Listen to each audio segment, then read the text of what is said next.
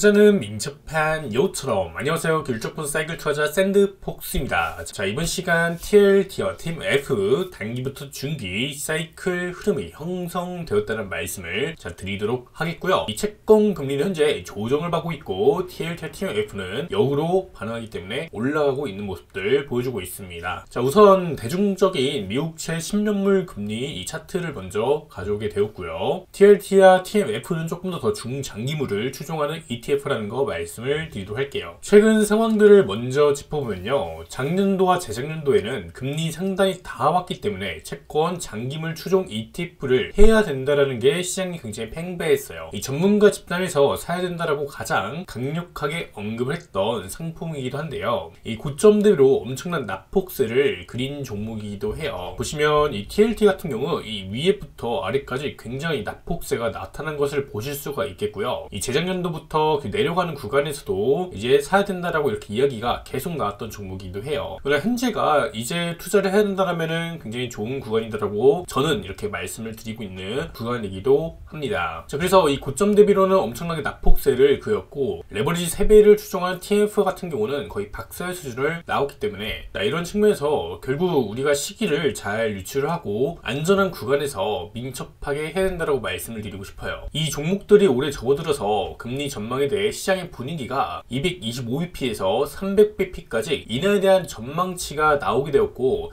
이 채권왕들의 언급을 위해서 굉장히 뜨겁게 달아오르기도 했어요. 자, 이때였죠. 자, 이 지난번의 상승은 금리 300bp까지의 이 기대감에 의해서 올라갔던 반등 데이터입니다. 자, 그리고 이 절정을 그리게 되고 가격은 하락세로 나오게 되면서 이 금리 전망에 대해서는 4월에 굉장히 비관적으로 움직인 시기가 발생이 되었어요. 그러나 이 비관적인 시기에서는 오히려 저는 지금부터 이제 준비를 해야 된다라고 말씀을 드린 바가 있고, 지난 영상에서도 TLT TMF 굉장히 좋다라고 말씀드린 바가 있고요. 이제 차갑게 식어버리면서 채권 금리가 이제 올라가던 시기에서는 바로 얼마 전 이 당시 JP모건 CEO JB 다이먼이 금리가 8%대까지 올라갈 수 있다면서 시장에 엄청난 공포감을 주기로 했는데요. 사실 이 모건은 가장 중요한 시기에 이 결정적인 이야기를 하면서 시장을 많이 흔들었고 이번에도 똑같이 그랬어요. 결국 이 제이미 다이먼이 말한 것처럼 스태그플레이션이 오게 되면 언젠가 한 번은 갈 수 있겠다라고 보겠지만, 생각보다 시장의 사이클은 단기와 중기 사이클로 나눠서 가격이 반응하고 움직이기 때문에 지금은 경기 침체를 바라보고 11월 대선에 의한 특수한 환경에서의 금리 인하를 보는 게 맞지 않나라고 함께 말씀드리고 있는 이유입니다. 즉 현재 TLT와 TF에 투자하기에는 가장 좋은 환경이라고 말씀을 드리고 싶은데요. 최근 나온 소식들을 보면 제롬 파월 연준 의장이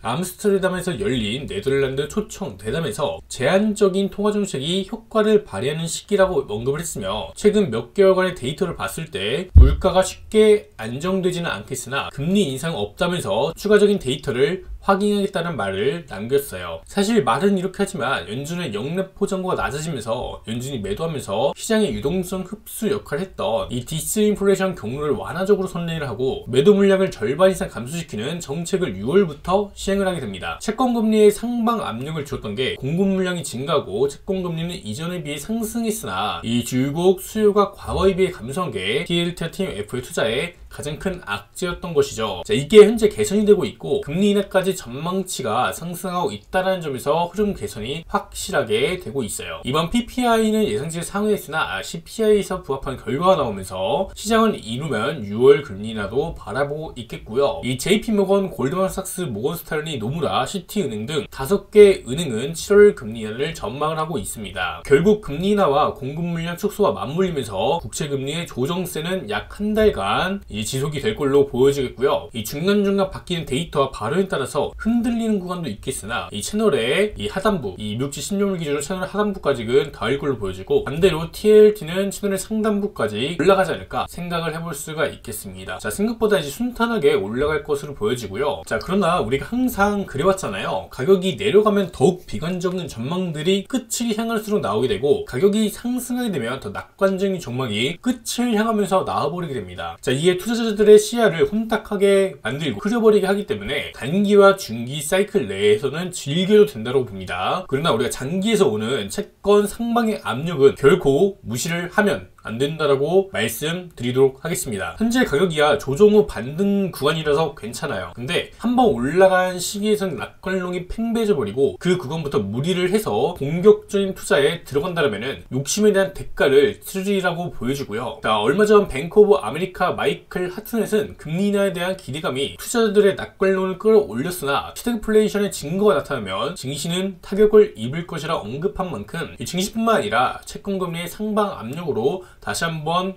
올 수 있는 부분들이 있습니다. 자, 이건 조금 더 이후의 일들이기 때문에 현재는 즐겨도 좋겠으나 앞으로 한번 올라가게 된다면 조심을 하자라고 말씀을 드리고 싶고요. 이 경기 침체와 물가 상승이 맞물리는 최악의 상황에서는 금리까지 높게 올려야 막을 내릴 수 있다는 점을 상기하신다면 균형 있는 투자가 되리라고 생각을 합니다. 자, 그리고 현재 이 TLD 차트는 보면 그래요. 최근에는 계속해서 조정세가 나왔어요. 이 하락 트렌드 저항을 계속해서 봤던 구간이에요. 이번에 저항을 보통 세 번째까지 저항을 받는단 말이에요. 근데 여기서 세 번째가 아니라 이 네 번째까지 저항을 받았어요. 그리고 자, 이번에는 이제 돌파로 보는 구간이 맞지 않나 라고 말씀드리고 싶고요. 단기간에 갭상을 했기 때문에 뭐 오늘이나 내일 중으로 소폭 흔들릴 수는 있겠으나 이 추세가 상방으로 돼 있다. 그래서 이 상방 돌파를 할 것이다 라고 말씀드리고 싶어요.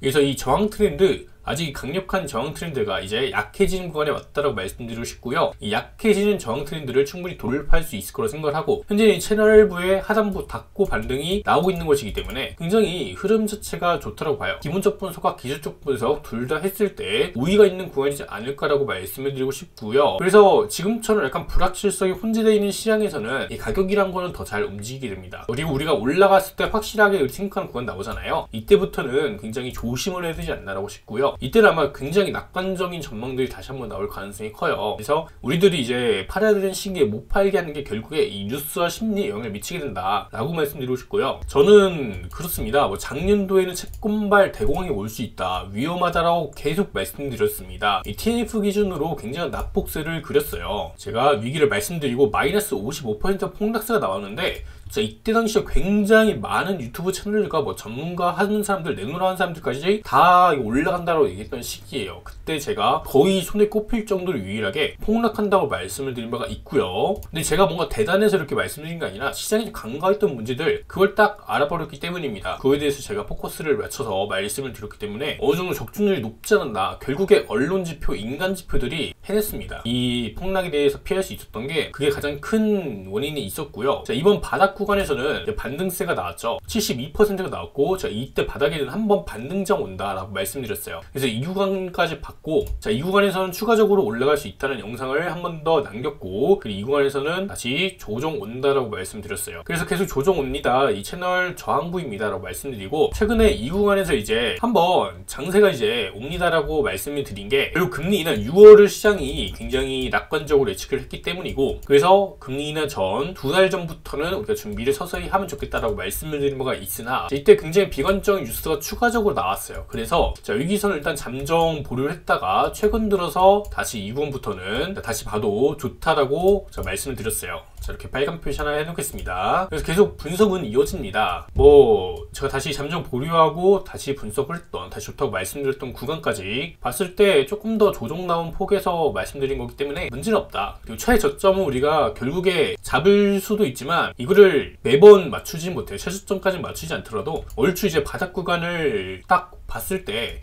앞으로 올라가는 사이클을 봐야 되는 게 맞지 않나 라고 정리를 해드리면서 영상 마치도록 하겠습니다. 자, 여러분들 잘 대비를 하시고요. 투자라는 건 유연하게, 그리고 민첩하게, 그리고 민첩한 여기법은 멤버십 가입하시면 보실 수가 있겠습니다. 여러분들 더 빠른 소식 받으실 분들, 그리고 후원을 해주실 분들 멤버십 가입해 주시면 감사하겠습니다.